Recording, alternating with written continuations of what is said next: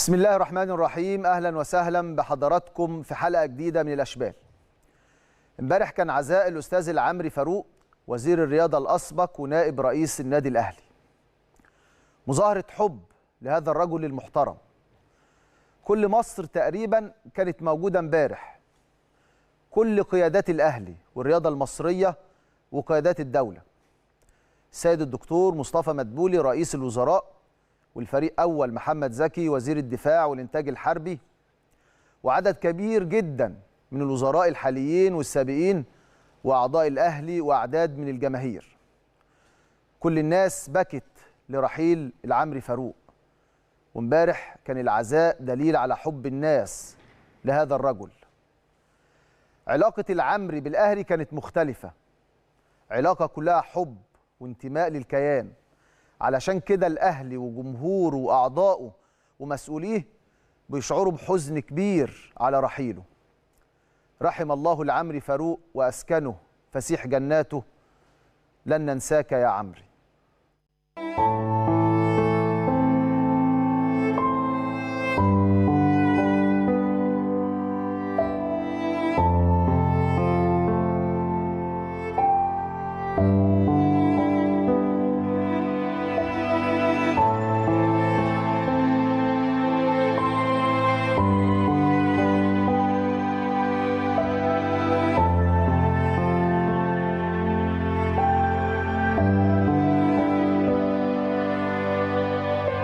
لم يكن الأهلي بالنسبة للعامري فاروق مجرد هذا البيت الكبير الذي تعلق به منذ الصغر، ولا ذلك النادي العظيم الذي شجعه طيلة كل هذه السنوات في كل الألعاب، بل كان الأهلي بالنسبة للعامري هو الحب والحياة ولحظة الوداع.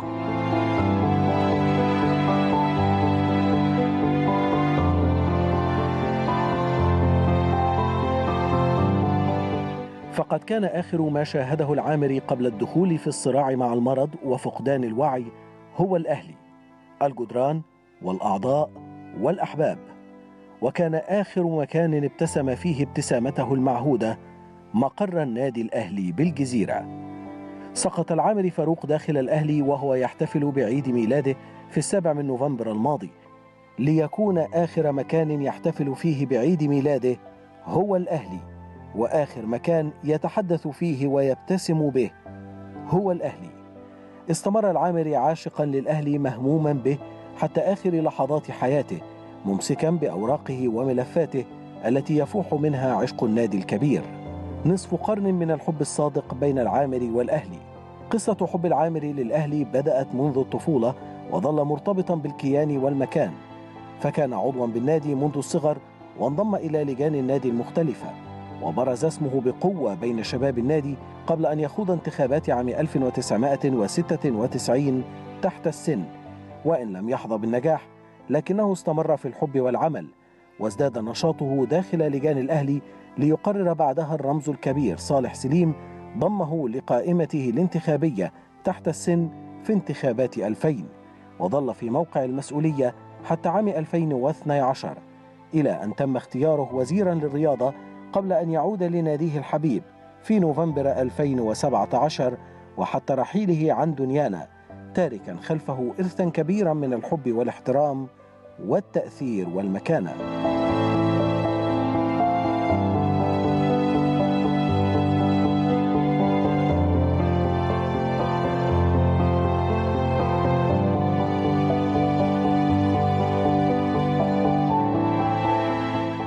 وضع العامري فاروق خلال مسيرته الناجحة مع الأهلي بصمات عظيمة عبر كل المناصب التي تقلدها، وانحاز دوما للعلم والاحترافية في العمل، وساهم في الطفرة التكنولوجية والرقمية داخل النادي، وشارك بوعي كبير في نجاح احتفالية مئوية الأهلي عام 2007 من خلال عمله الرائع بلجنة توثيق المئوية.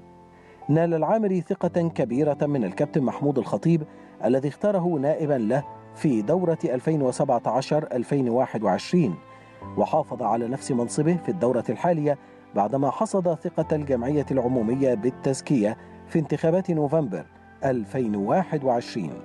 وهب العامري حياته لخدمة الأهلي والرياضة المصرية، وظل مهموما بالقوانين واللوائح المنظمة للعمل الرياضي ومطالبا بكثير من التغييرات. كان العامري نموذجا نادرا في الإخلاص والجهد المتواصل، جابرا للخواطر، محبوبا من الجميع بفضل طيب خلقه وتواضعه الجم وابتسامته التي لا تغيب. لذلك بكاه ورثاه الكبير والصغير. فقد الأهلي واحدا من أغلى أبنائه على مر العصور، وإداريا ومسؤولا مخضرما ربما لا يجود الزمان بمثله كثيرا. ولن ننسى كلماته التاريخية: الأهلي قوته في جمهوره وأبنائه. وقد كان العامري من أنبل الأبناء. رحل العامري، لكن سيرته لن ترحل أبدا.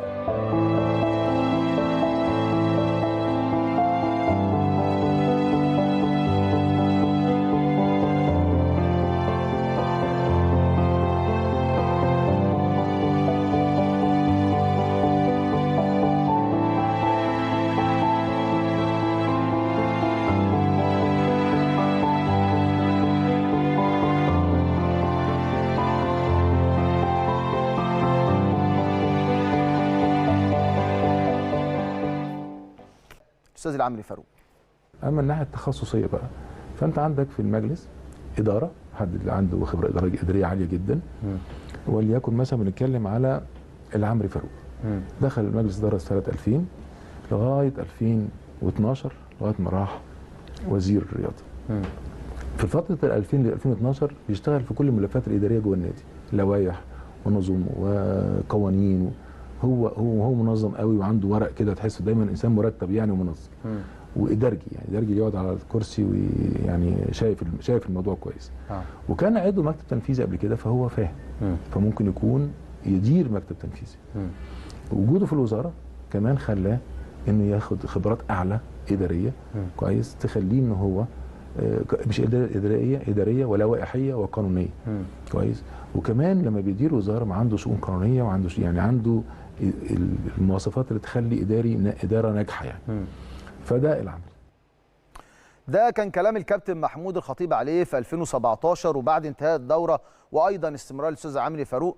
زي ما قلت لحضراتكم كان مخصص وقت كبير، وكان فعلا شايل مسؤوليه كبيره مع كل اعضاء مجلس اداره النادي الاهلي ومع الكابتن محمود الخطيب، وكان ليه دور مهم جدا يعني. واحنا في هذه اللحظات لا نملك الا الدعاء للمغفور له باذن الله الاستاذ عمري فاروق، وربنا يصبر والده ووالدته واخواته واهله واسرته وكل محبيه، وربنا يا رب يسكنه فسيح جناته. هنروح للموضوع الثاني وهو منتخبنا الوطني. وفي الفترة الحالية بعد خروج المنتخب الوطني من دور ال 16 أمام الكونغو، وكان عندنا أمل يعني إن منتخب مصر يكمل بعد ما الحظ، مش هقول اجتهادنا، لا، بعد ما الحظ لعب معانا دور في دور المجموعات، بعد ما كملنا وما كانش أداء مقنع. قلنا ممكن يكون في طفرة، ممكن يبقى في تحول، لكن للأسف كان في خيبة أمل كبيرة جدا وفي إحباط كبير جدا في الشارع الرياضي، خاصة إن كرة القدم هي البسمة الوحيدة للإنسان المصري لما بيصحى من نومه يشوف ناديه المفضل، سواء النادي الأهلي وهو بيكسب بطولات وهو على منصات التتويج، أو منتخبنا الوطني اللي احنا بنحطه دايما هو يعني منصة الأندية كلها. الأداء فعلا كان مخيب للأمال، افتقدنا للروح، افتقدنا للجماعية، افتقدنا يكون عندنا مدير فني كبير يقدر يدير منتخب مصر رغم توفير الإمكانيات بشكل كبير جدا، ورغم الراتب الكبير اللي بيحصل عليه المدير الفني فيتوريا. شفنا المدير الفني الرأس الأخضر وهو بيواجه منتخب مصر بعد النتيجة 2-2. تخيل فارق الراتب اللي بياخده فيتوريا 200,000 يورو في الشهر مقابل المدير الفني الرأس الأخضر اللي بياخد 2500 يورو في الشهر. شايفين الفرق؟ فدلوقتي في إحباط كبير جدا في الشارع الرياضي. تعالوا نشوف كشف حساب للاتحاد المصري اللي اختار فيتوريا، كشف حساب للاتحاد المصري اللي بيدير الكرة المصرية، علشان نشوف احنا واصلين لفين. يا ريت تعرضوا لنا دلوقتي كشف الحساب وانا بتكلم على الهوا. كشف الحساب زي ما احنا شايفين، ده كشف حساب المجلس الحالي لاتحاد الكرة المصري. اولا خسارة بطولة افريقيا 2021 بعد توليهم المسؤولية، وعايز اقف عند النقطة دي. الاتحاد المصري برئاسة الاستاذ جمال علام جه في 5 يناير 2022. نهائي البطولة دي كان في 10/2، وواجهنا السنغال. منتخب مصر قدم نسخة قوية جدا في هذه البطولة، بالرغم ان اتحاد الكورة كان لسه جاي وبعدها بأيام معدودة منتخب مصر هيلعب البطولة. منتخب مصر لعب في الافتتاح نيجيريا، لعب أمام الكاميرون، لعب أمام المغرب، لعب أمام السنغال، كلها فرق من العيار الثقيل. وبعد وصول منتخب مصر للمباراة النهائية وكانت بطولة قوية جدا، اتحاد الكرة خد قرار غريب وقتها: الإطاحة والإقالة بجهاز كيروش. ولسه هنرجع تاني نبدأ البداية من الصفر. هل انت النهاردة لما جيت كاتحاد كرة مصري عايز تنسف اللي الناس عملته قبلك وعايز تبدأ من الأول عشان تنسب النجاح ليك؟ النهاردة قرار الإطاحة أو الإقالة كيروش، وراجل بقول لحضراتكم تخيل انت في النسخة الحالية وانت بتلاعب موزمبيق، بتلاعب غانا وهي مش في أضعف نسخها، بتلاعب الراس الأخضر وبتحقق النتائج دي وبتخرج أمام الكونغو. طب شوف كيروش في 2022 وهو بيلاعب نيجيريا بيلعب أمام المغرب وبيلعب أمام السنغال وبيلعب أمام الكاميرون، منتخبات من العيار الثقيل، وبتاخد قرار غير مدروس بالمرة. عشان نرجع للمعاناة مرة أخرى، كنا ممكن في الوقت ده نقدر نبني على كيروش وعلى اللي عمله كيروش وفيما بعد. الأمر الثاني أزمة كيروش ومطالبته بمستحقاته. دخلنا في أزمة وقتها وكيروش تصريحات من هنا ومن هنا، واتحاد الكرة المصري ما قدرش وقتها الملف بحنكة. النهارده عندك مدير فني كبير ليه اسمه وبدأ يطلع تصريحات تسيء للكرة المصرية، وبالمناسبة لحد اللحظة دي ممكن يكون كيروش ما خدش مستحقاته، واللي أنا متأكد منه إن الجهاز الفني المعاون المصري لكيروش ما خدش مستحقاته. هي دي الإدارة وهو ده الاتحاد المصري من وقت ما جه في 5 يناير وبدأت المشاكل تظهر. نقطة أخرى في كشف الحساب: إخفاء خطاب الكاف الذي يشير فيه إلى نهائي دوري أبطال أفريقيا من مباراة واحدة وإذا كان يرغب في استضافة النهائي. عارفين إحنا وقتها المشكلة الكبيرة اللي حصلت نادي الأهلي ووصول المباراة النهائية أمام الوداد، ويا ترى المباراة فين؟ هتتلعب في القاهرة ولا هتتلعب في المغرب؟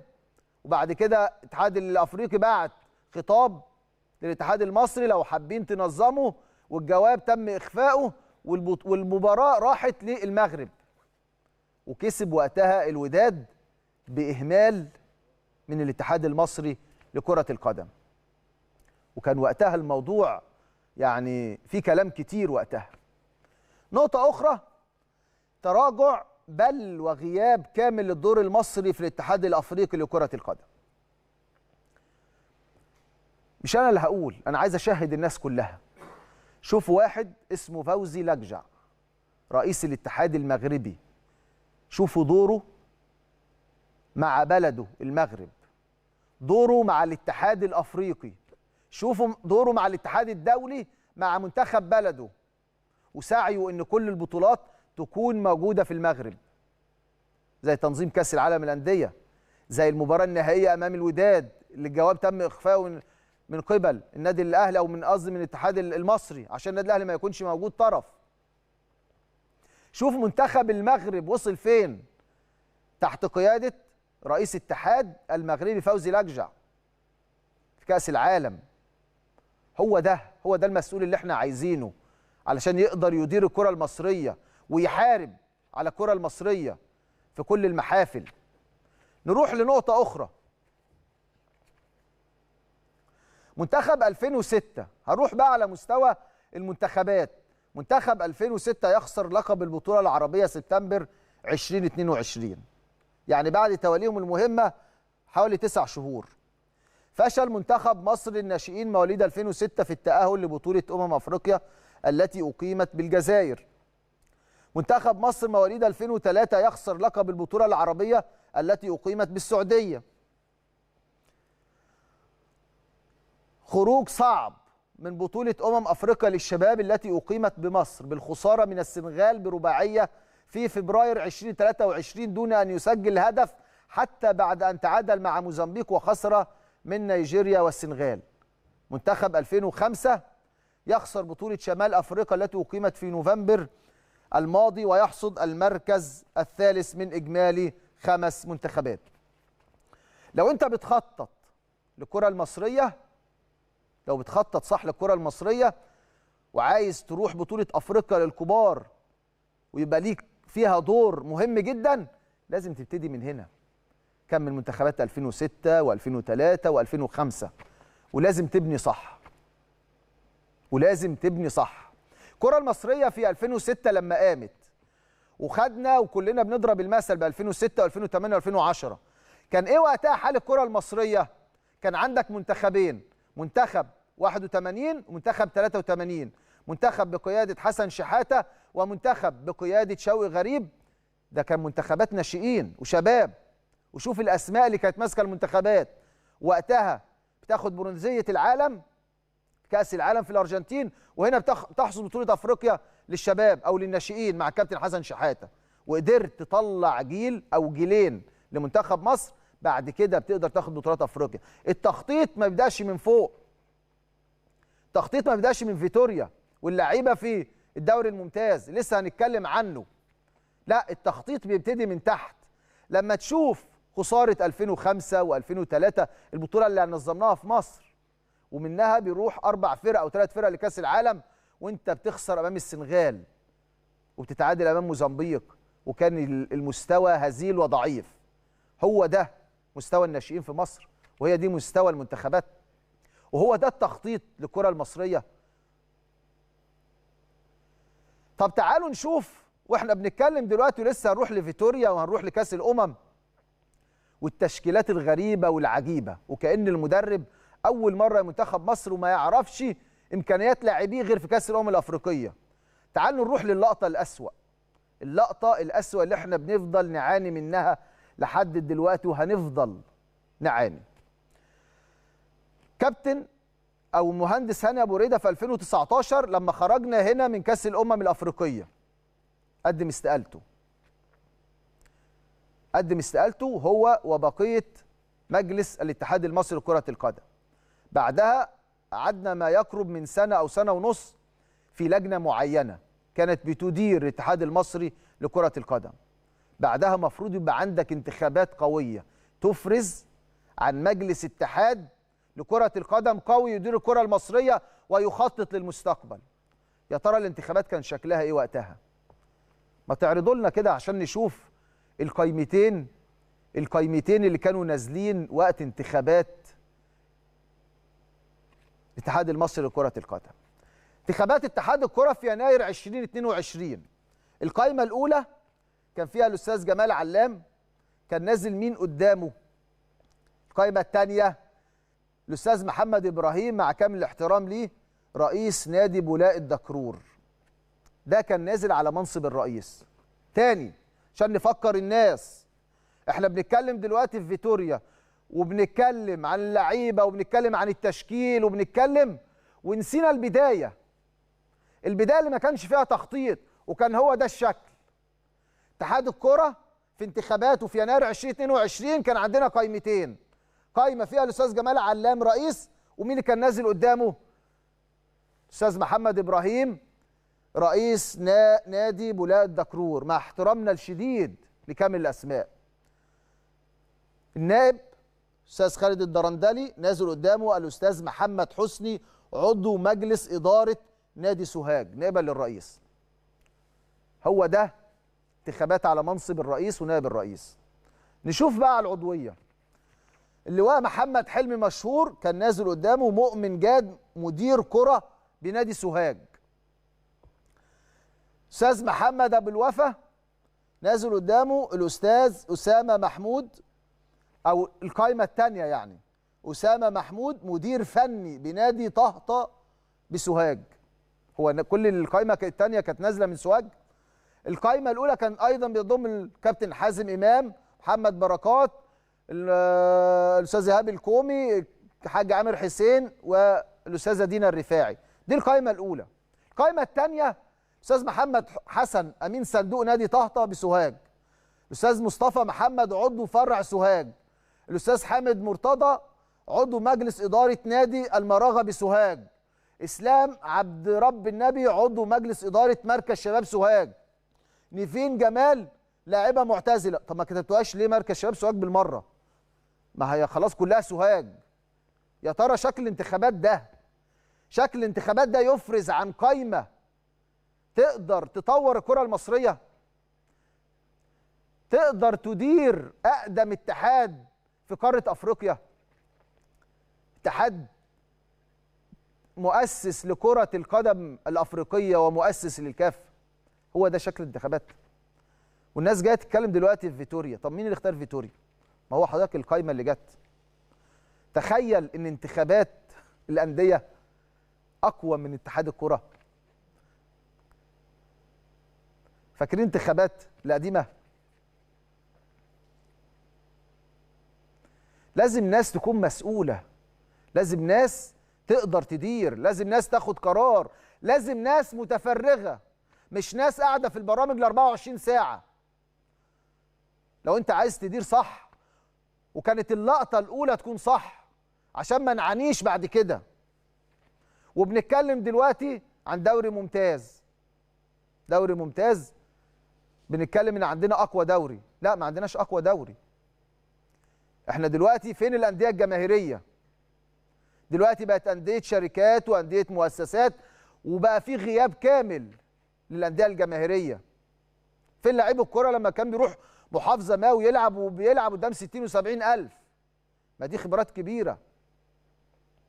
فين حضور الجماهير في الدوري الممتاز؟ فرحنا لما قلنا فيه 2000 و3000. هل ده يليق بالكره المصريه؟ دي كلها عوامل. لو احنا عايزين نحط ايدينا على الصح لازم نتكلم ونقول الغلط فين عشان نبدا نصلح.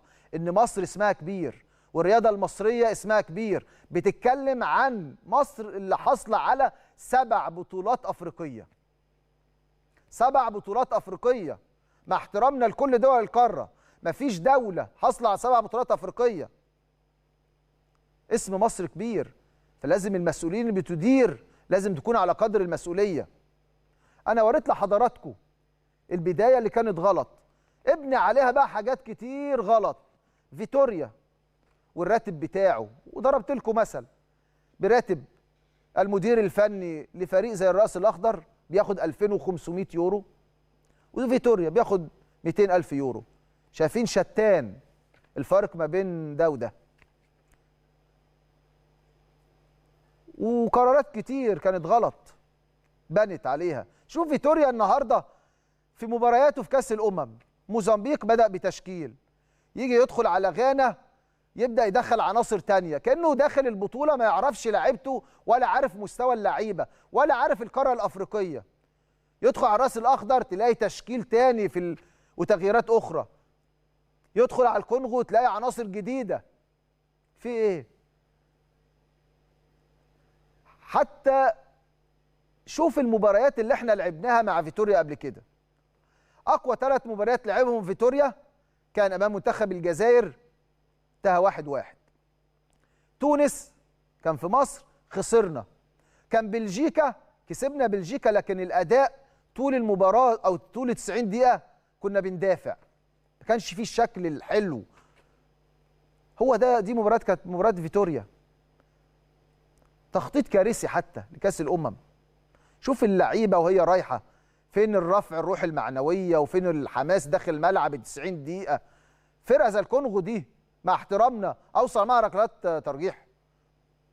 في احباط كبير جدا في الشارع الرياضي. لازم اتحاد الكرة يراجع مرة تانية. الناس لحد دلوقتي ما فيش قرار اتاخد، سواء في جهاز فني او في اتحاد كورة او في اي امر.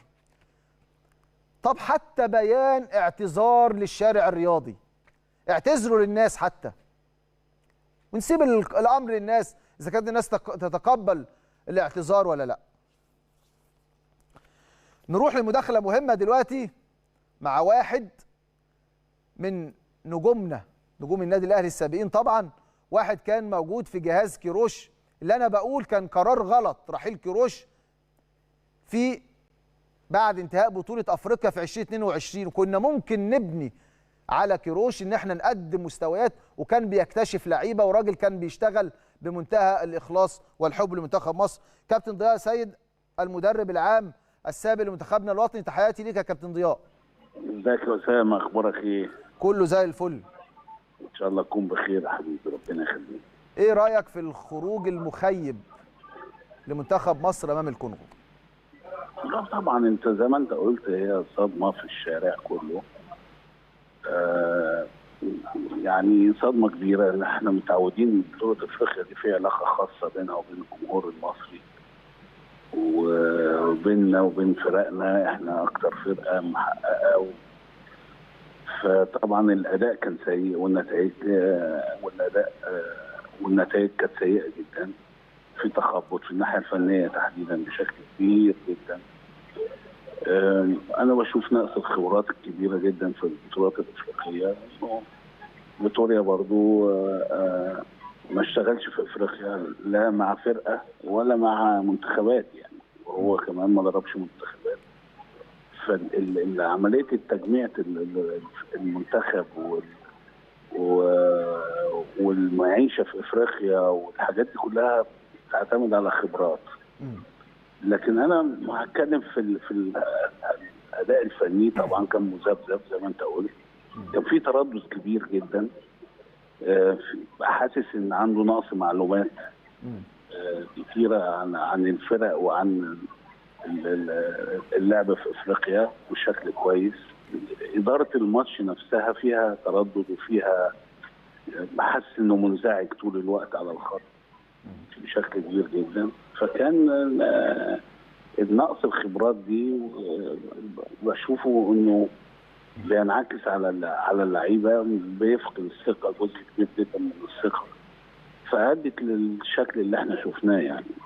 ممكن المدير الفني يا كابتن ضياء يدخل بطوله زي بطوله افريقيا وهو مش حاطط ايده على امكانيات لاعبيه، وكل مباراه بنشوف تغيير في التشكيل ويعني لدرجه ان الناس ممكن تكتب تشكيل افضل من اللي بيحطه فيتوريا في المباراه؟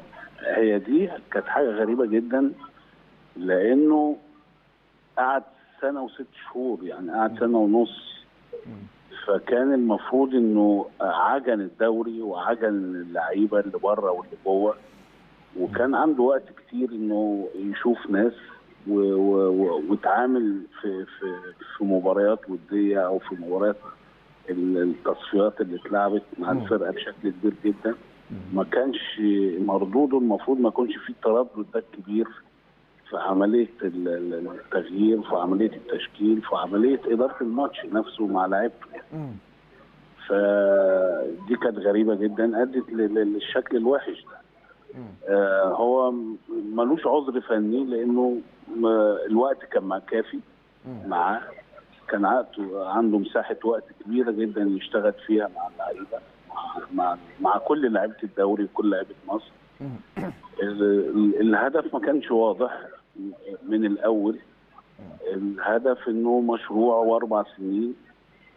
طبعا المشروع لما يبقى 4 سنين وكاس عالم اول حاجه بتبص لها معدل الاعمار. فانت المفروض خلال السنه ونص دي على الاقل 3 لعيبه صغيرين يكونوا موجودين في الفرقه، يعني في 27 لعيب.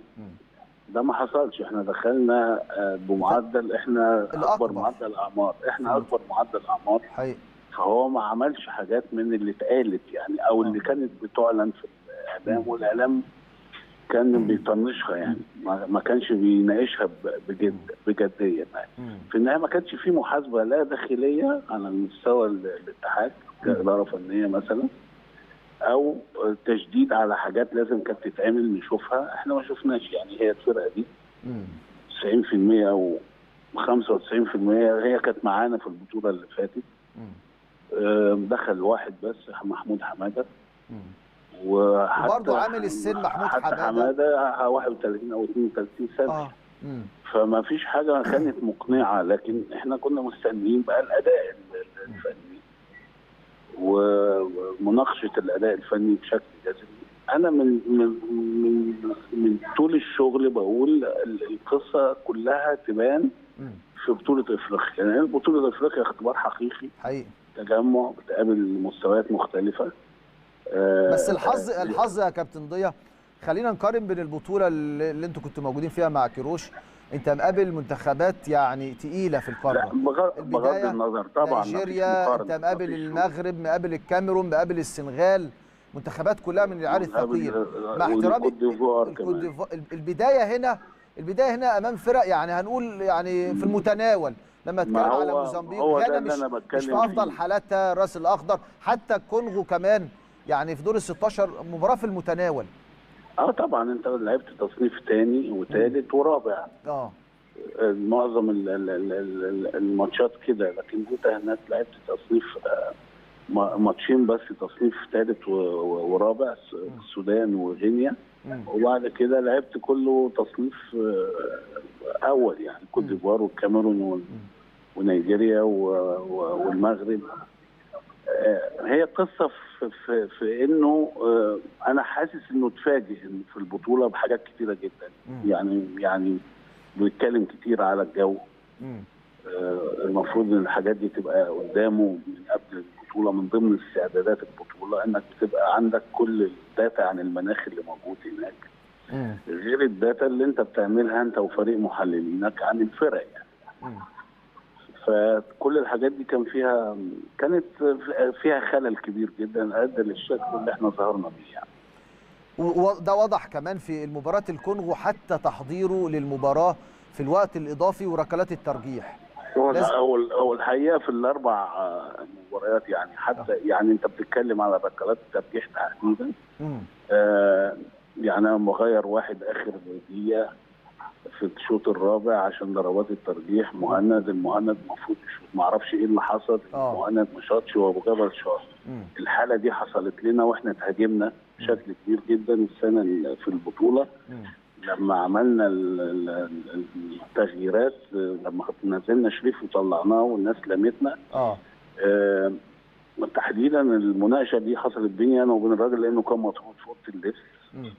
كان قدامنا التغييرين، فقال لي لازم ننزل شريف. قلت له في عندنا ضربات جزاء وشريف مش في ضربات الجزاء. قال لي لا انا حاسس ان شريف هيجيب جول، فنزل في الشوط الرابع. قلت له اوكي، فغيرنا شريف، فالوقت مشي، فكان لازم نغير تغيير عشان ركلات الترجيح. فبصينا وقلنا على ناس، قال لي على ناس موجود. قلت له لا، ده مش في الليسته، وده مش في الليسته، وده في الليسته، وده في الليسته. فاللي ما كانش في الليسته هو شريف. ما هو ده التحضير يا كابتن ضياء، ده التحضير. احنا مضطرين ان احنا نطلع شريف.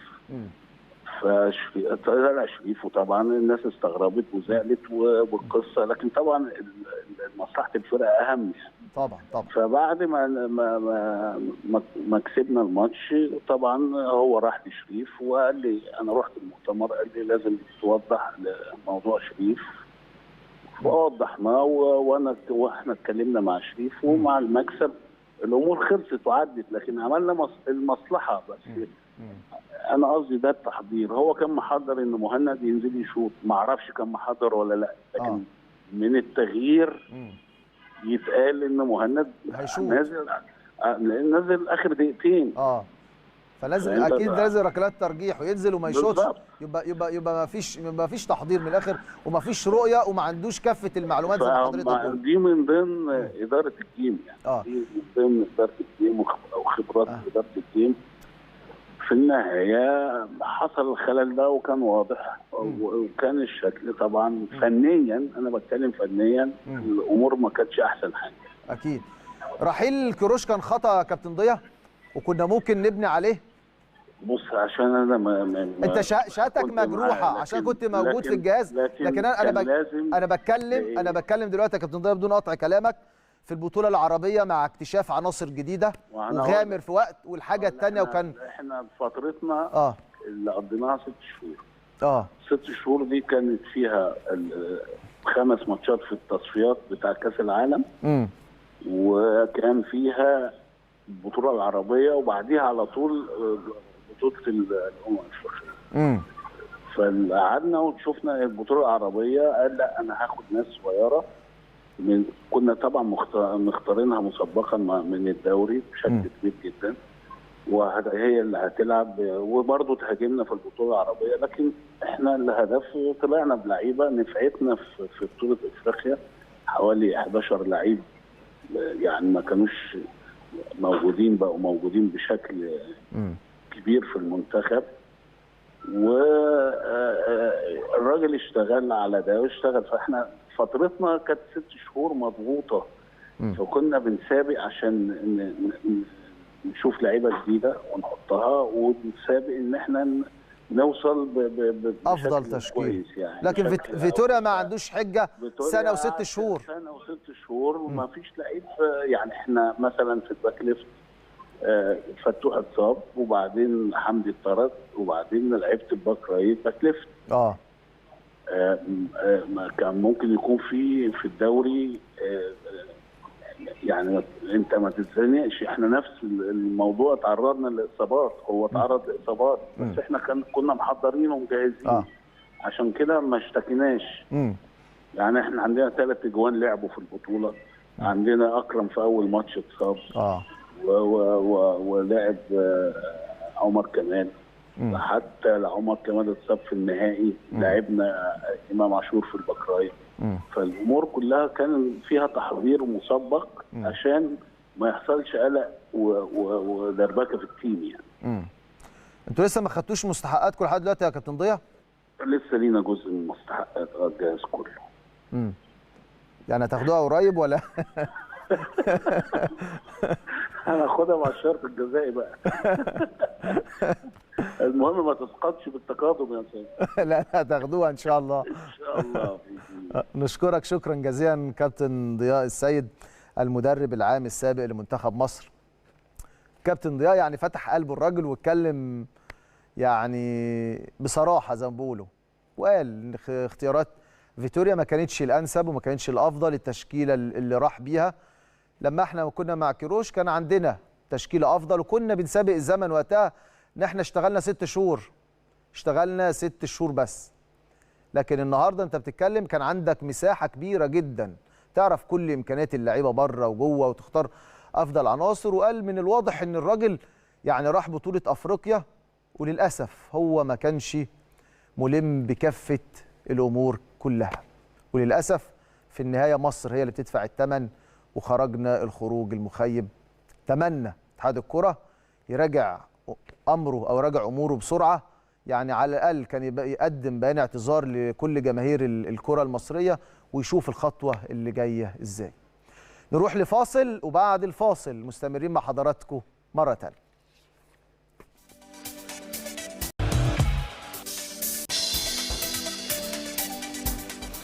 اهلا بحضراتكم من جديد. نروح لاخبار الناشئين وهنبتديها مع منتخبنا الوطني للشباب بقياده الكابتن وائل رياض مواليد 2005.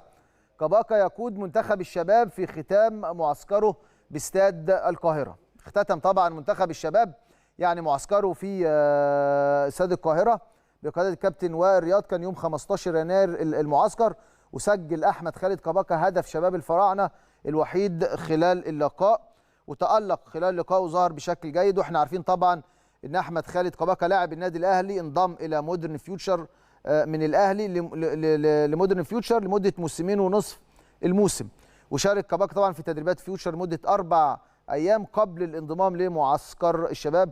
كل التوفيق للكابتن وائل رياض ومنتخبنا الوطني للشباب، وايضا لاحمد خالد كباكا اللي احنا دايما هنتابعه ودايما بنراهن عليه، وان شاء الله يرجع النادي الاهلي في القريب العاجل باذن الله. الخبر الثاني، الاهلي يضم محمد هيثم مهاجم نادي زد. محمد هيثم واحد من ناشئي زد، لاعب مواليد 2007، لعيب مميز. تابعوا الفتره اللي فاتت طبعا يعني الكابتن بدر رجب والكابتن محمد شوقي واوصوا بانضمامه. واحد من اللعيبه نتمنى ان شاء الله التوفيق. وطبعا وقع اللاعب يعني اللاعب يتمتع بقدرات فنيه وبدنيه عاليه، ومضى في حضور الكابتن امير توفيق مدير القائم باعمال المدير التنفيذي لشركه الاهلي. وزي ما احنا شايفين ده هدف. كنا زعنا مباراه من حوالي سنتين 2006 فريق 2006 هو مواليد 2007 وكان بيلعب مع 2006. المباراه دي انتهت بالتعادل الايجابي بين الاهلي وزد وقتها 1-1 وهو احرز هدف زد في شباك الاهلي. ده الهدف اللي احرزه محمد هيثم وقتها، هدف مميز، لعيب ما شاء الله يعني الطول عنده مناسب، بيمتاز بالمهاره وكمان التسجيل من انصاف الفرص. ده الهدف بتاع محمد هيثم، لكن للاسف كان يعني احرزه في النادي الاهلي وقتها. المباراه انتهت 1-1 وكان ده ختام بطوله دوري 2006 والاهلي وقتها كان حسم البطوله قبلها ب3-4 جولات. نروح لقطاع اكاديميات النادي الاهلي برئاسه الكابتن عبد المنعم شطه اللي اقام مهرجان كبير جدا في مدينه الغردقه. واحنا عارفين ان اكاديميات النادي الاهلي ما شاء الله موجوده في كل محافظات مصر وايضا في محافظه البحر الاحمر. اكاديميه النادي الاهلي في الغردقه يعني احتضنت مهرجان اكاديميات النادي الاهلي في كل محافظات مصر، وكان مهرجان رائع يعني استمتع بيه اولياء الامور وكل اللاعبين. تعالوا نشوف التقرير ده مع مسؤولي اكاديميات النادي الاهلي من الغردقه. الولاد برضو بيحصل تعارف بينهم، وبنشوف احنا في نفس الوقت بننقي الولاد المميزين اللي بناخدهم يشتركوا في دوري المنطقه ب على مستوى المنطقه في القاهره. دي بتطلع لنا برضو النماذج الكويسه الحلوه اللي احنا بنتمنى يعني نلاقيهم، اللي هم عندهم مواهب بيشتركوا وبعدين بيلعبوا ماتشات والتحامات مع جميع الفئات، اللي ساعات في ضعاف، في اقوى منهم، في يعني متوسط، فبيزيد الولد في اللعب. طول ما الولاد بيشتركوا في الماتشات زي الفرق الكبيره بالظبط، لما بيلتحم في دوريات دوليه او منتخبات او الحاجات دي مستواه بيزيد. فاحنا الحمد لله بنعمل الدوره بتاعت تاني سنه، الحمد لله بنعمل الدوره. كابتن شطه مدير الاكاديميات بنيجي نقعد معاهم هنا وبنتعرف على المستوى بتاع الولاد وشغل الاكاديميه. ومدير الاكاديميه كابتن تيسير بدوي طبعا مسك الاكاديميه بقاله مثلا شهرين، الحمد لله المستوى بيتقدم طبعا في الغردقه.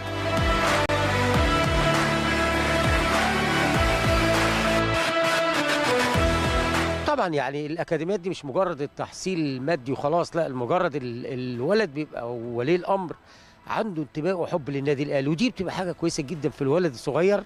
لما تغرس فيه حب النادي الاهلي بيبقى النهارده عنده تطلعات كبيره جدا، لان بيشوف نجوم في النادي الاهلي وبيشوف ايضا لعيبه كتير النادي الاهلي بتلعب في الدرجه الاولى، فهو بيبقى عنده عشق للنادي الاهلي، عايز يبقى عنده هدف وهو الوصول للفريق الاول في النادي الاهلي.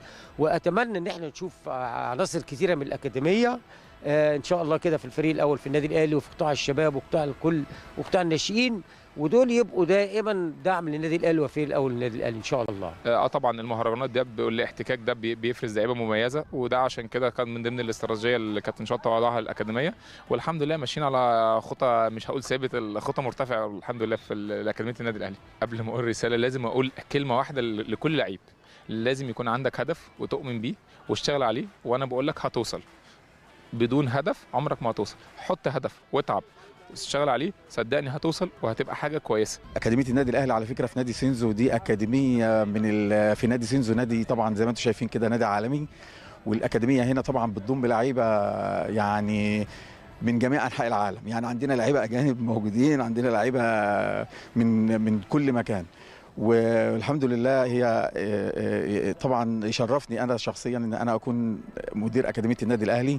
بشكر الكباتن واتمنى ان احنا ان شاء الله نعمل حاجه كويسه. طبعا عندنا مواهب كتيره قوي في فرع زفته، وانا بامل ان شاء الله يبقوا لعيبه كبار في النادي الاهلي ان شاء الله. وطبعا المهرجان ما فيش فيها كلام اكتر من التنظيم والحاجه الجميله والمكان الرائع، وطبعا حاجه جميله هنا، واحنا بنتشرف ان احنا موجودين في فرع الغردقه بقياده طبعا مدير الفرع الكابتن تيسير بدوي، وطبعا المنظومه والمدربين كلهم.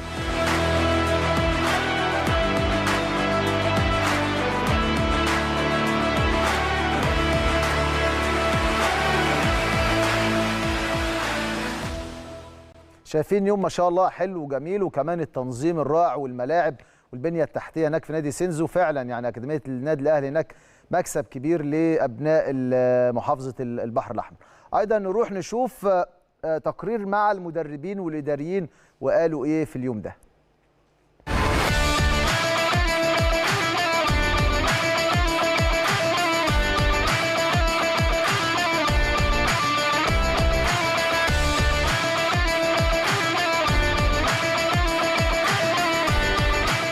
فرحانين ان هنا في مهرجان، لان عندنا مواهب كتيره حلوه هنا ولاعيبه كويسه كتير، والناس دي بتبقى يعني بالنسبه لنا يوم عيد هنا في المهرجان، ان بيشوفوا لعيبه كويسه هنا بتيجي تتفرج عليها وكده.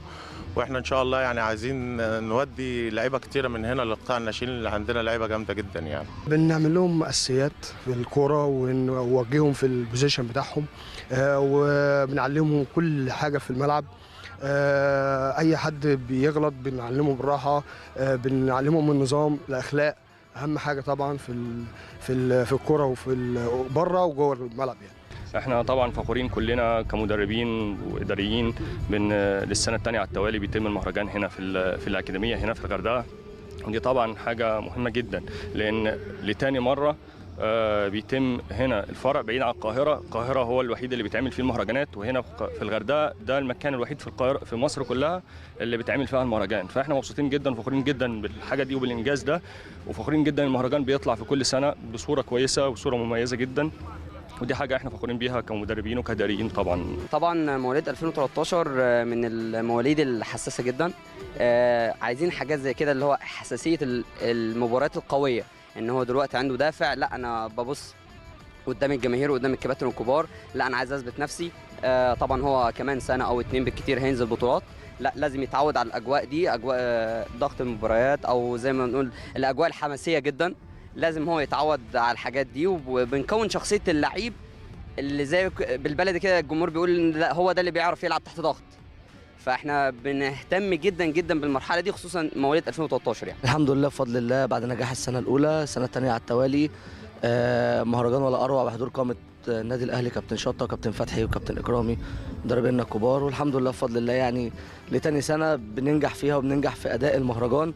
معانا لعيبه جايه لنا من جميع الفروع وفرع الغردقه والحمد لله يعني. طبعا دي عاده النادي الاهلي يصبط دايما في الحاجات اللي هي زي ديت، الاهتمام بجانب الاهتمام بالناحيه الفنيه والمباريات والمسابقات، الاهتمام بالناحيه الترفيهيه للاولاد كلهم في الاكاديميه، والحمد لله ثاني سنه على التوالي المهرجان بينول استحسان اولياء الامور واللعيبه، والحمد لله ربنا وفقنا في الدوره الثانيه ديت، والمهرجان يعني اعلى مستوى الحمد لله. احنا كلنا كشباب في الغردقه نفخر بوجود النادي الاهلي هنا، وبنفخر بوجود الكابتن اكرامي وكابتن فوزي سكوتي وكابتن اكرامي وكابتن فتحي مبروك والناس العظماء دي والجيل القديم اللي هو ما يتعوضش بصراحه يعني حاليا. ومهرجان بسم الله ما شاء الله الحمد لله يعني على اعلى مستوى، والناس مبسوطه جدا جدا واجواء جميله جدا جدا، وبنتمنى زيارات الناس الجميله دي هنا موجود وحضراتكم والله وكده ان شاء الله.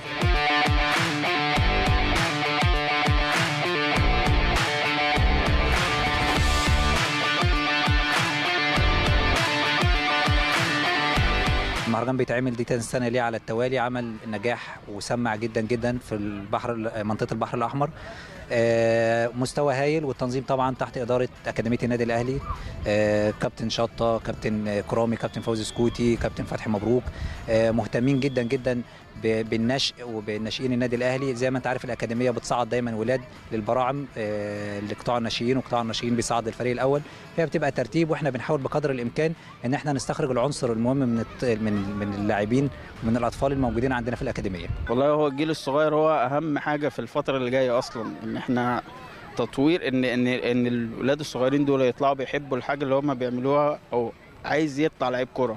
طبعا كلهم عايزين يبقوا محمد صلاح، عايزين يبقوا تريزيجيه، عايزين يبقوا لعيبه كويسه مستقبل لمصر كلها. احنا الحمد لله يعني دي تاني مره نعمل مهرجان في الغردقه، بيلم فروع القاهره فروع الصعيد، بنحاول نجمع الفروع كلها مع بعض، بنعمل مهرجان مع الاولاد الصغيرين اولاد كبار كله بيبقى موجود تحت اكاديميه النادي الاهلي، طبعا تحت كابتن شطه مدير اكاديميات، كابتن فتحي، كابتن اكرامي، كلهم منظمين على البطوله.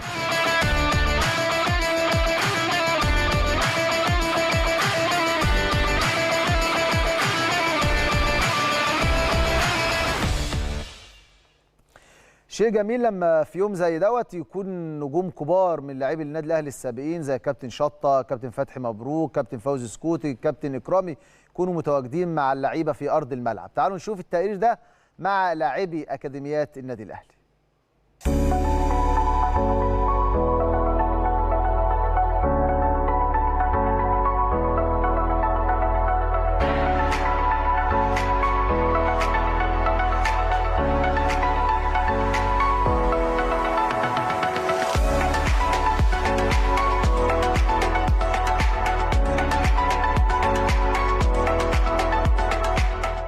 اسمي محمد مصطفى، مواليد 2015.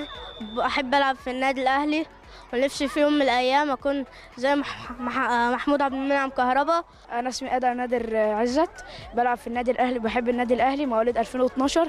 نفسي أطلع زي محمد عبد المنعم. أنا اسمي إياد عاطف، في النادي الأهلي ب.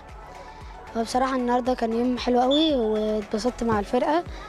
النهارده كان وعملنا ماتش جامد بصراحة مع الفرقة اللي ضدنا. أنا محمد وليد عبد الوهاب نجيب، بلعب في مواليد 2012. أنا يعني بلعب صانع ألعاب ليفت، ونفسي أبقى زي إمام عاشور. أنا اسمي مازن محمد، مواليد 2014. نفسي أحقق حلم وأبقى زي حسين الشحات. أنا اسمي ياسين شريف، بلعب في مواليد 2014 ونفسي أبقى زي ليفان دايك. أنا اسمي محمود وائل خورشيد، مواليد 2012. نفسي أبقى زي إمام عاشور. أنا اسمي محمود أحمد، مواليد 2012. نفسي أطلع زي كيفن دي بروين. أنا اسمي عمر، مواليد 2012، بلعب سترايكر وليفت وينج، نفسي أبقى زي أبو تريكة. أنا اسمي مروان محمود، مواليد 2012، وخط وسط، ونفسي أطلع زي إمام عاشور. أنا اسمي سليم، أنا بلعب في النادي الأهلي، مواليد 2015، وأنا بحب النادي الأهلي جدا. وأنا نفسي أكون زي كابتن ياسر ريان وكابتن مجدي شط. أنا ياسين، في النادي الأهلي 2014، ونفسي أطلع زي مجدي قفشة. أنا اسمي مروان عمرو، نفسي أطلع لعيب كورة زي محمد عبد المنعم، اللعيبة المحترفة. أنا اسمي آسر، مولود 2014. بحب النادي الأهلي وبلعب فيه، وأتمنى أن أنا أكون زي علي معلول. أنا اسمي محمد وبلعب في النادي الأهلي، ونفسي أكون زي كهربا. أنا اسمي حمزة محمد وجيه، وبلعب ومركزي جناح شمال، ونفسي أطلع زي حسين الشحات. أنا اسمي سارد عادل، ومركزي نص ملعب، ونفسي أطلع زي محمد صلاح. أنا اسمي يوسف حازم، وبلعب في مواليد 2014، ومركزي مدافع، ونفسي أطلع زي عبد المنعم. اسمي حسن السيد، بلعب في مركز الباك رايت، ونفسي أطلع مهاجم. من النادي الأهلي زي الكابتن أبو تريكة. اسمي عمر أحمد عبده، بلعب في الأهلي، مركزي هجوم ST. إن شاء الله عايزة أبقى أطلع لاعب كبير أوي في الأهلي. وأنا جوني، وبلعب ST مهاجم، ونفسي أطلع زي إمام عاشور. أنا اسمي يوسف، وبحب أكاديمية النادي الأهلي، وأنا نفسي لما أكبر أبقى كهربا.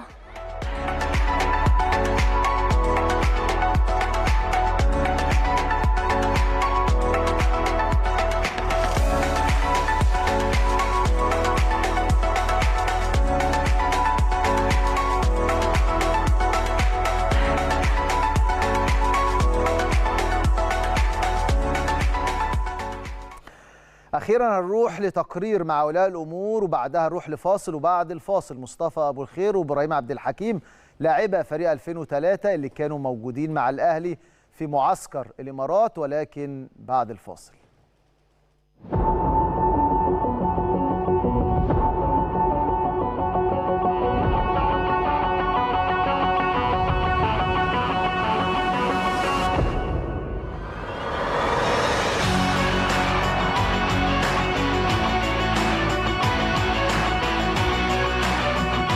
بشوف ان دي حاجه عظيمه جدا. المهرجان اولا تنظيمه رائع وتحفه، منظم جدا، مفيش اي عشوائيه او هرجله.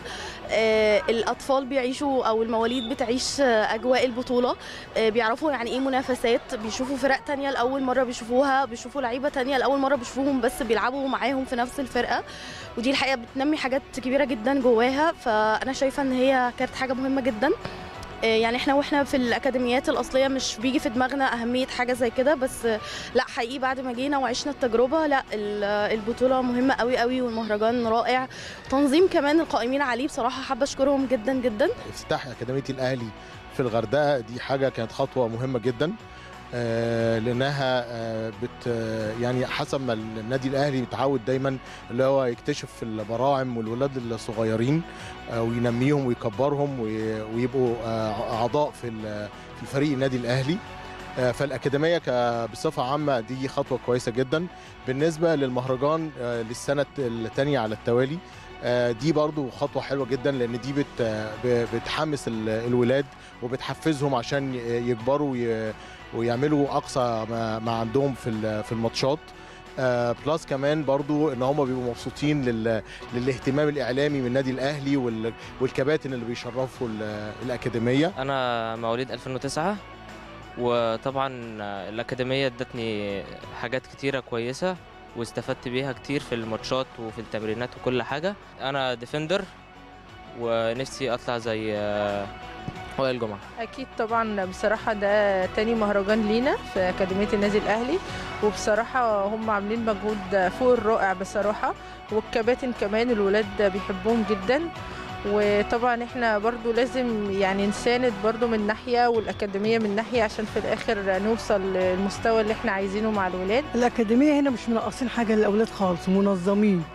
وأنا حفيدي بقول لك جاي هو 2 أو 3 دلوقتي، هو مرتبط بالنادي، ما بنعرفش نعدي حصة إلا لما يجي.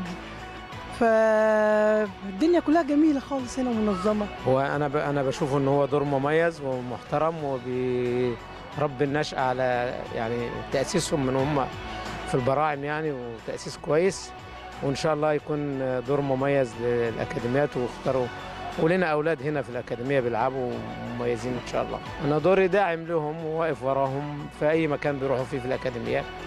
رحنا زايد ورحنا التجمع ورحنا كذا أكاديمية يعني، وإن شاء الله ربنا يوفقهم. بس أولا أنا عضو في النادي الأهلي الجزيرة، وجاي ضيف هنا في الغردقة، تمام.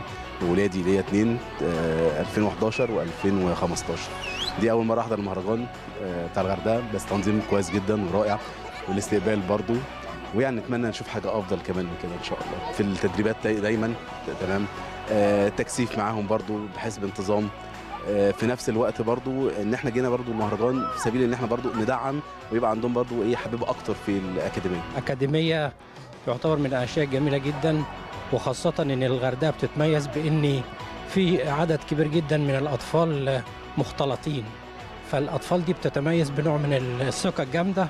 فان شاء الله هتبقى اكاديميه الاهلي من احسن الاكاديميات، وهتقدم ان شاء الله لمصر وللنادي الاهلي ابطال باذن الله. هي بصراحه حاجه جميله جدا، ودي بتدي اندفاع كمان للولاد ان هم يعرفوا يعني ان هم مثلا طالعين زي مهرجان يقضوا زي لعيبه كده اهوت. وانا ده تاني سنه لينا نقعد في المهرجان، ودي طبعا حاجه جميله جدا للنادي الاهلي وحاجه مشرفه خالص. الاكاديميه بتنظم ازاي تبني في الاطفال حب كره القدم. هي مش مجرد رياضه بس، لا دي بتبني شخصيتهم، بتبني مستقبلهم. لازم الطفل من هو لسه صغير يتنشئ في اكاديميه زي كده وسط لعيبه زي كده كبار. دورهم كبير جدا، اولا بيشجعوهم كتير، بيتفرجوا بيحضروا معاهم كل الاحتفالات وكل الرياضه، يعني بيحبوا يجوا معاهم النادي. الاجواء هنا طبعا ممتعه جدا وجميله جدا، بيشجعوا فيهم روح الرياضه، روح الممارسه دي، روح التعاون بينهم وبين باقي زملائهم.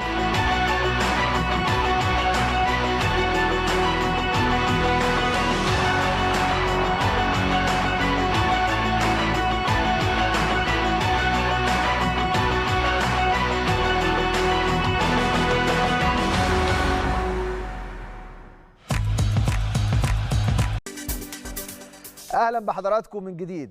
برحب بضيوف النهارده لاعبة فريق 2003 مصطفى ابو الخير. منورنا مصطفى. الله يبارك يا كابتن. اخبارك ايه؟ الحمد لله تمام. ايضا ابراهيم عبد الحكيم. منورنا ابراهيم. نورك يا كابتن اسامه. اخبارك ايه؟ الحمد لله والله زي الفل. اول مره ليكم في قناه الاهلي؟ يبقى ده احنا التقصير من عندنا احنا بقى. الله يخليك يا كابتن. نبتدي بقى بمصطفى على اليمين. مصطفى، يعني عايزينك تعرف الجماهير الاهلي بيك، مركزك، مواليدك.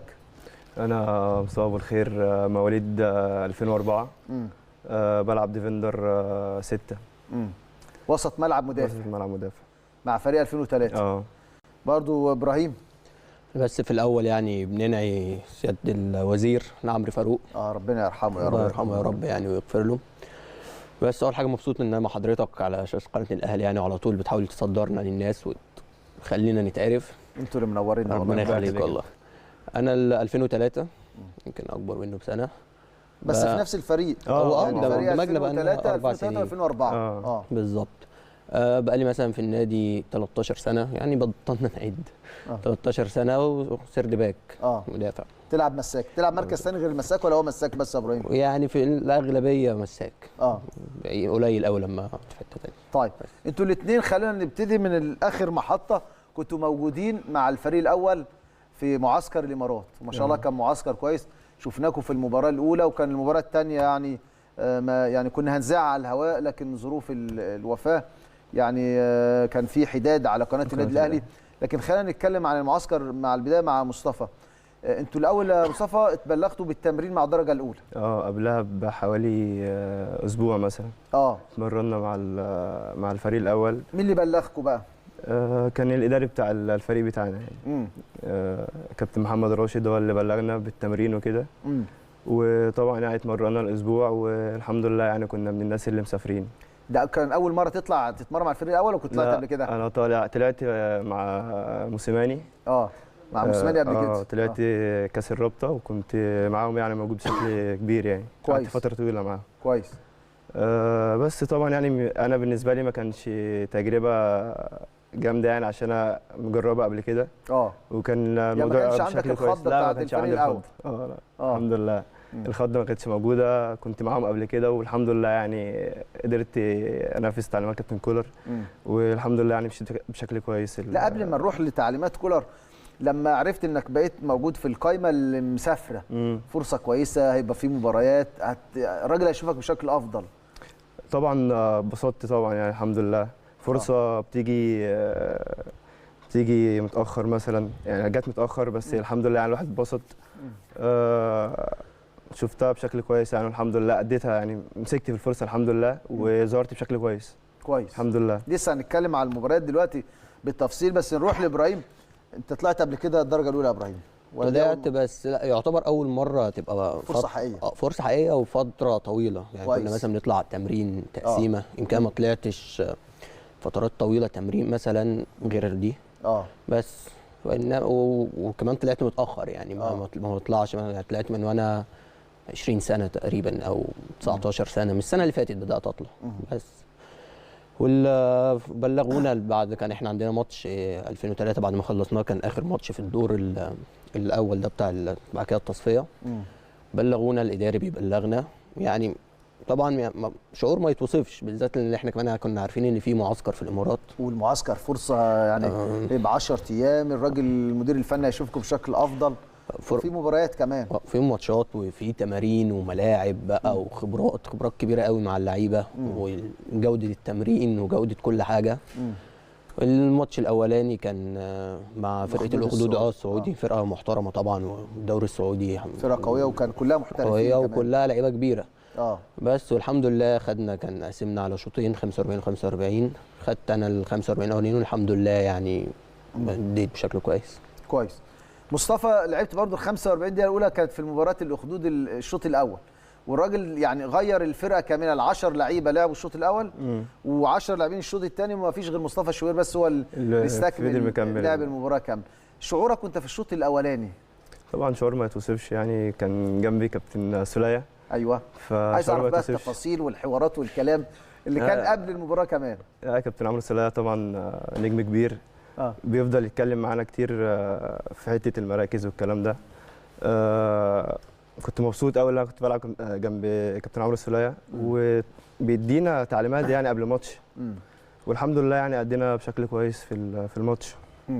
كولر قال لكم ايه بعد المباراه؟ والله مستر كولر على طول بيتعامل معانا، هو حازم جدا في القرارات، في الشخصيه يعني حاجه عاليه. هو تقريبا يعني ما اتكلمش انا معايا شخصيا، او ما اعرفش اتكلم مع حد ولا لا، بس الانطباعات ممكن تكون كويسه او لا برضو، ما مش ان شاء الله تكون كويسه باذن الله. ان شاء الله يعني ربنا يكرم باذن الله الفتره الجايه. بس هو مستر كارلوس المساعد هو اللي ممكن بيتكلم معانا على بقى المينتاليتي بقى والعقليه والشغل وكل الكلام ده، بس انما مستر كولر يعني كتعامل مباشر ما كانش فيه قوي. عايز اعرف الفرق يا ابراهيم، التمرين بين تمرين الناشئين وتمرين الدرجه الاولى، اكيد في اختلاف. طبعا في اختلاف في كذا حاجه يعني. اول حاجه جوده اللعيبه نفسها، اللعيبه كبيره كلها، حاجه فرق كبير قوي. وبرضه الريتم التمرين نفسه، ريتم الباص، قوه الباص نفسها، الالتحامات جسمانيا كمان البدني بتفرق كتير قوي. ونفس الكلام برضه خبرات من مدرب اجنبي كبير مستر كولر طبعا والجهاز كله. فيعني لا في اختلاف كبير واستفدنا جامد قوي في الاسبوع ده. تمام. لعبت المباراه الثانيه انت يا مصطفى، كانت امام حتى المراتي وانتهت بالتعادل الايجابي 1-1. طبعا انت لعبت المباراه كامله؟ لعبت المباراه كامله الحمد لله. الحمد لله يعني اديت فيها بشكل كويس. فرق طبعا ما بين الماتشات مع الفريق الاول ومع الناشئين فرق كبير كويس. الريتم بيبقى سريع قوي. يعني الحمد لله الواحد قدر يعني يتخطاه بشكل كويس يعني الحمد لله. حصل كلام مع كولر بعد المباراه، جهاز المعاون، الكابتن سامي قمصان، الكابتن خالد بيبو. كابتن سامي يعني طبعا نجم كبير، واتكلم معاه بعد الماتش وقال لي اديت بشكل كويس، والحمد لله يعني دي شهاده اعتز بيها يعني. كويس. عايز اعرف وسام ابو علي. وسام ابو علي خاصه بقى يعني قبل الاعلان عن وسام ابو علي وصفقه انتقاله للنادي الاهلي كان انتشر على السوشيال ميديا فيديو قالوا لاحد اللاعبين ده وسام ابو علي لاعب الاهلي الجديد. كان مين وقتها؟ كان ابراهيم عبد الحكيم. صح ابراهيم؟ مظبوط. اتفاجئت انت بالفيديو اللي كان نزل؟ والله هو الموضوع بدا ان احنا كان الشبه هو كان فيه شبه شويه يعني ملامح شويه. كنا احنا في معسكر ماتش طنطا في فرقتنا 2003.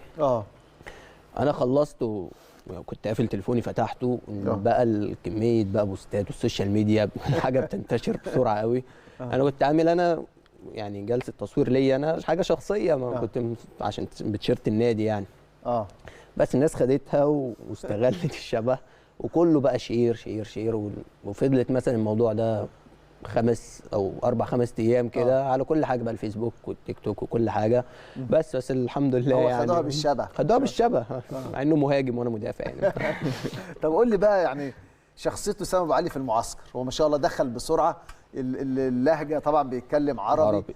انسجم وبان كمان في الماتش وهو بيلعب معاك. اولا يعني هو ما شاء الله عليه كلاعب وخامه يعني حاجه مبشره جدا للجمهور ما شاء الله عليه بجد. هو اندمج بسرعه كمان عشان اللعيبه معاه كابتن قفشه يعني ما شاء الله على طول قريب مننا حتى احنا على طول معاه وعلى طول قاعد معاه، كان تقريبا قاعد معاه في الاوتيل. فعلى طول بقى كمان اللهجه بتساعد يعني عربي فشغال وكمان فلسطيني يعني قريب مننا قوي. بس فاندمج بسرعه قوي واشتغل على طول في التمارين وحاجه ما شاء الله يعني مبشره قوي. تمام. مين يا مصطفى من اللعيبه اللي من اول يوم واول لحظه وانتوا بتتمرنوا على طول معاكم بالكلام وبالتشجيع وبالمسانده وبالدعم وشدوا حيلكم وفرصه؟ مين من لعيبه الاهلي؟ كابتن قفشه طبعا وكابتن اكرم توفيق دايما كان بيتكلموا معانا العبوا ما تخافوش كويس يعني فرصه ليكوا كويسه امسك في الفرصه. طبعا واحنا بناخد بكلام كباتن كبار يعني كابتن قفشه وكابتن اكرم. دايما كانوا بيتكلموا معانا كتير، حتى في المعسكر كان كابتن قفشه بيفضل يتكلم معانا كتير. بيحكي لنا عن اجوان، وكمان بيحكي لنا عن الاجوان اللي هو بيجيبها، بيتكلم معانا في التمرين، اقرب حد لينا حتى في الملعب كمان. كويس قوي، ده شيء مهم جدا. طبعا. بس يعني كان اقرب حد لينا كان كابتن قفشه، كان بيفضل يتكلم معانا كتير قوي كالناشئين كلها حتى مش انا بس. خالد بيبو طبعا برضو يعني هو حافظكم وفاهمكم وعارفكم قطاع الناشئين، قريب منكم وتعايش معاكم يعني تعايش معاكم ما يقرب من 3 سنوات في قطاع الناشئين. كابتن خالد قعد معانا 3 سنين فيعني حافظنا دي كلمه قليله. قعد معانا 3 سنين وعرف كل لعيب فينا وعارف شخصياتنا، فلما كمان طلعنا كان الموضوع سهل قوي في التعامل معاه. ودخلنا بسرعه كمان، هو شخصيه محترمه قوي، اتعاملنا معاه بسرعه كمان عشان كنا عارفينه.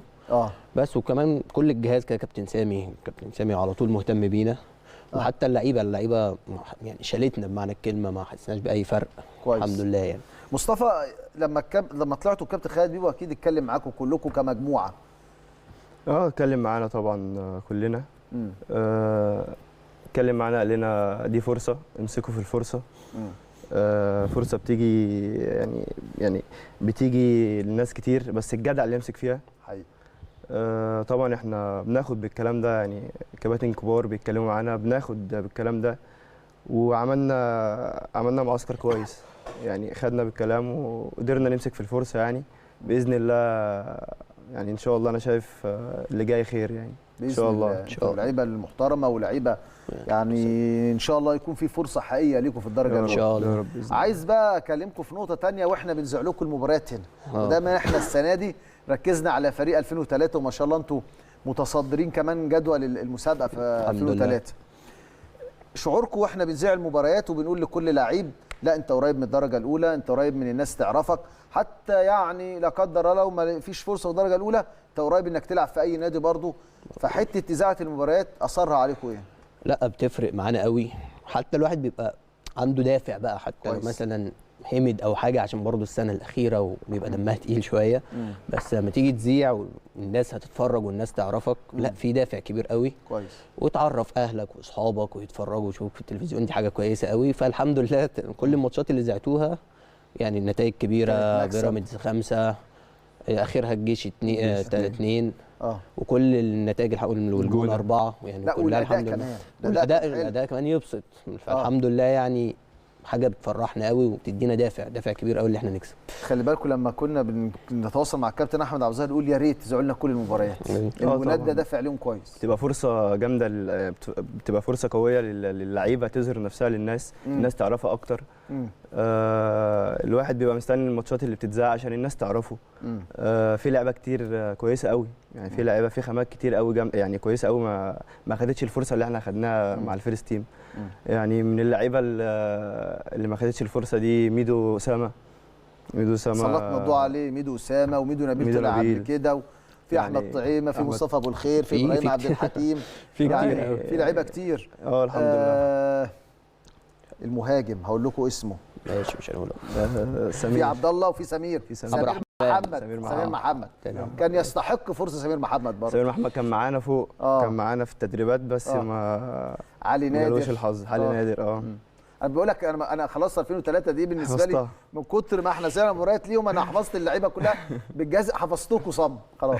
نتمنى كمان الفتره الجايه ان شاء الله التصفيات بقى تفضلوا تذيعوا، هنزعلكم ان شاء الله باذن الله عشان نقدر برضو يعني نحس ان في حاجه كبيرة بنعملها باذن الله يعني. طب قول لي بقى احنا بنتكلم وانتم متصدرين بطوله الجمهوريه في 2003، المباراه اللي كانت اصعب بالنسبه لكم يعني الناس لما انتوا رحتوا لعبتوا في الزمالك خسرتوا ودي كانت مباراه طارئه يعني اول 10 دقائق كنتوا وحشين دخل فيكم هدفين لكن 80 دقيقه مسيطرين على المباراه سيطره تامه. يمكن السنه اللي فاتت لما لحظه التتويج بتاعتكم بالدوري كانت في الزمالك في بيت عقبه وقتها. يمكن ماتش السنه دي بتاع الزمالك هو ككوره مش اصعب حاجه، انما الاجواء والجمهور يعني هي اجواء بتبقى حلوه للكوره بس برضو فيها ضغط وفيها يعني اجواء صعبه برضو. يمكن احنا بس الخضه بتاعت الماتش اول 10 دقائق ما كانش فيها توفيق، انما انت ال 80 دقيقه او باقي الماتش حطيتهم في ال 18 كذا كوره ورجل الجزاء ده في الشوط الاول كنت ممكن ترجع بيها ميدو نبيل بالظبط وحطيتهم في ال 18 وكذا فرصه تضيع. بس يعني ككوره مش اصعب الماتشات هي بس الاجواء، انما في ماتشات كتير بتبقى اصعب ككوره وكلعيبه في الفرق الثانيه لا في ماتشات اتقل. المباراه الاصعب كانت ايه في الدوري؟ المباراه الاصعب كان ماتش طنطا هناك. يعني كان مباراه صعبه قوي باجواء جماهير كمان. باجواء جماهيريه كتير. في الغربيه في طنطا ده حدث كبير. الجماهير كان كتير قوي بس الحمد لله يعني قدرنا نكسب المباراه بنتيجه 3-1 كويس. الحمد لله وتعاملنا مع المباراه بشكل كويس يعني قدرنا نسيطر على المباراه رغم كل الجماهير دي قدرنا نسيطر على المباراه يعني الحمد لله. واحنا ان شاء الله انا بوعدكم على الهوا المباريات القادمه في التصفيات النهائيه لدوري 2003 هنكون معاكم برضو ان شاء الله. كل مبارياتنا في مدينه نصر على الهواء مباشره هنذاعها لكم وهيكون في استوديو تحليل باذن الله ان شاء الله. ان شاء الله. قول لي بقى يا مصطفى، ابراهيم عرفت انه بقى له 14 سنه في الاهلي، انت بقالك كام سنه في الاهلي؟ بقالي 13 سنه برضه يعني هو الكابتن بتاعك. لا كلنا واحد. من صغري وانا في الاهلي طبعا يعني ليا الشرف ان انا امثل نادي كبير زي نادي الاهلي طبعا يعني. مين اللي انت رحت اختبارات ولا حد شافك في نادي؟ لا رحت اختبارات النادي، لا حد شافني في نادي، كنت بتمرن في اكاديميه كده عندنا في ارض اللواء اسمها جي سبورت. اختاروني يعني من ضمن المجموعه اللي كانت معايا. ومين اللي اختارك بقى في النادي الاهلي وقتها؟ كان كابتن عبد النبي عاشور. عبد النبي عاشور هو اللي اختارك وقتها في النادي. مين صاحب الفضل عليك في مسيرتك من المدربين او المدرب اللي ساب لك بصمه وتعلم؟ لو عايز تقول اكتر من مدرب مفيش مشكله. ممكن اقول اكتر من مدرب يعني. انا طبعا كابتن محمد شرف ساب بصمه كبيره قوي معانا يعني طبعا. مسكنا اكتر من سنه. بحب اشكره طبعا يعني على الفتره اللي قدها معانا، اتعلمت منه كتير قوي يعني. وبشكره طبعا.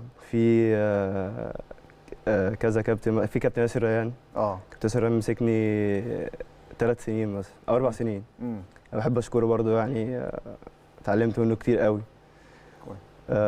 في كابتن من كباتن جي سبورت، كابتن جمال الرئيس وكابتن عبد السلام الزقازيق. دول ابتديت معاهم يعني، وكان كابتن اسلام برضو. ابتديت معاهم طبعا، بحب اشكرهم يعني، ليهم فضل برضو بعد ربنا ان انا ابقى موجود هنا يعني. الحمد لله. ابراهيم 13 سنه 14 سنه في الاهلي، مين اللي اختارك ولا رحت اختبارات برضو؟ لا انا كنت اختبارات قبل ما الفرقه ما يبقى فيه طبعا، كل سن بيبقى ليه بدايته. فانا كنت التحضير بتاعه بالظبط. انا كنت اول الكلام ده زمان قوي في 2011. رحت كانت اختبارات وتذكره عادي خالص، وفي ملاعب الاكاديميه. كان ساعتها افتكر يعني في الاختبارات نفسها كان كابتن ياسر رضوان وكابتن محمد عماره. ده دول اللي كانوا بيبصوا. انما بقى استلمنا على طول كابتن احمد سراج. احمد سراج هو اللي بدأ معانا، وهو بقى اللي بدأ يكون شخصيتي والفكر بتاع النادي الاهلي. مرنت معاه فتره؟ مرنت معاه هو موسم يعني، مفيش قليل قوي المدرب اللي مسكني اكتر من موسم. بس بعد كده كمدربين بقى اثروا معايا كان كابتن عصام صلاح، ده اللي بدأ معانا اول سنه 11 اول سنه ملعب كبير. بس فهو ده يعني الاساس بتاع الكوره حاليا يعني. وفي بقى طبعا كابتن محمد شرف، ده اللي مسكنا موسمين او 3. ده اكبر بصمه بقى، اكبر بصمه كشخصيه وككوره وكفكر في الملعب. وحاليا طبعا كابتن احمد عبد الظاهر يعني شغال طبعا. كابتن عبد الظاهر يعني كابتن كبير طبعا يعني. كابتن احمد عبد الظاهر استلم على طول بقى كابتن محمد شرف. بس الحمد لله يعني ما شاء الله ما زلتوا متصدرين الحمد لله. طموحاتك ايه يا مصطفى مع الاهلي؟ باذن الله طموحاتي ان انا افضل فوق مع الفيرست تيم باذن الله. نفسي احقق معاهم ابطال افريقيا طبعا والدوري. ده يعني وكاس العالم طبعا، نفسي اروح معاهم كاس العالم طبعا ان شاء الله يعني. باذن الله اقدر احقق كل ده باذن الله. مثلك الاعلى في مصر كابتن عمرو السوليه. ولعبت جنبه كمان. لعبت جنبه كمان، حققت حلم من الاحلام يعني. الحمد لله. انت يا ابراهيم؟ والله طموحات كبيره طبعا، بس يعني اهمها بالنسبه لي الواحد يكمل في الدرجه الاولى، يبقى بدا من الناشئين وكمل مع الدرجه الاولى. دي حاجه كبيره ان شاء الله يعني. وكبطولات اهم حاجه، اهم بطوله بالنسبه لي مع النادي الاهلي كاس العالم للانديه، دي اكبرهم يعني. وبعدها ابطال افريقيا. مسك الاعلى في الدفاع. ماشي الاعلى والله. انا على طول بيقولوا لي وائل جمعه الحلقه وبتاع ومدافع. وحاليا طبعا كابتن محمد عبد المنعم يعني حاجه ما شاء الله برضه بنتعلم منه. محمد عبد المنعم خلي بالك خرج برضه من القطاع على طول، حاجه جميله يعني. وانا بتمنى لكم ان شاء الله التوفيق. ان شاء الله. اشوفكم الفتره الجايه مع الدرجه الاولى. انتوا لعيبه يعني على اخلاق عاليه ومستوى فني عالي، وزي ما قلت لكم ان احنا ان شاء الله هنكون معاكم في الفتره اللي جايه. دوري 2003 لما تتصدروا ان شاء الله وتاخدوا البطوله، وكمان يكون يعني افضل اداء لكم باذن الله. باذن الله. شرفتنا ونورتنا يا مصطفى. شرفت بيك كابتن، وان شاء الله تكون حلقه كويسه على الساده المشاهدين باذن الله. شرفتنا ونورتنا يا كابتن ابراهيم. نورك كابتن طبعا، شرف لينا اللي احنا معاك على شاشه قناه الاهلي. وانا بشكر حضراتكم شكرا جزيلا، وبشكر ضيوفي لاعبي فريق 2003 مصطفى ابو الخير وابراهيم عبد الحكيم. نتمنى لهم يا رب التوفيق وكل لاعبي قطاع الناشئين بالنادي الاهلي. نشوف حضراتكم ان شاء الله الاسبوع اللي جاي حلقه جديده من الاشبال.